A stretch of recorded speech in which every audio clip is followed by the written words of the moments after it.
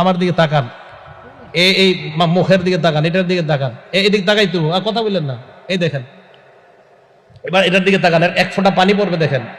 রাসূল সাল্লাল্লাহু আলাইহি সাল্লাম বলেন, ফাতাখরুজু তাসিলু কামা তাসিলুল কতরাতু বেরিয়েছে দেখছেন, মিন ফিস সিকা। পাত্রের শেষ পানি ফোঁটা আস্তে আস্তে যেমন বের হয়, ইমানদারের আত্মাটা ঠিক এমন আস্তে আস্তে ফেরেশতা বের করে নিয়ে আসে। তাসিলুল কতরাতু মিন ফিস সিকা, যেইভাবে পাত্র থেকে, পাত্রের মুখ থেকে আস্তে আস্তে বের হয়, এইভাবে বের হয়। বের হওয়ার পর ওলামারা ছাড়া অন্যরা বলবেন, বলেন তো ফেরেশতারা কি নিয়ে আসছে?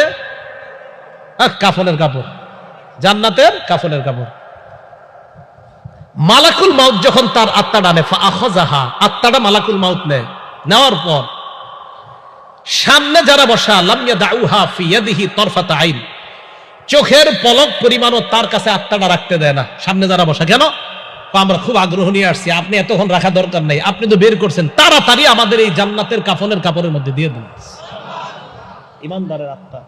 তাহলে বোঝা গেল জান্নাতের কাফনের কাপড় নিয়ে আসি ইমানদারের আত্মা নেওয়ার জন্য, আর আমরা কাফনের কাপড় আনি ইমানদারের লাশ দাফন করার জন্য। দেহটা মনে থাকবে না? দেহ দাফন করার জন্য আমরা কিনি দুনিয়ার কাপড়, আর ইমানদারের আত্মা নেওয়ার জন্য আল্লাহ ফেরেশতাদের মাধ্যমে জান্নাতের কাফনের কাপড় পাঠায়।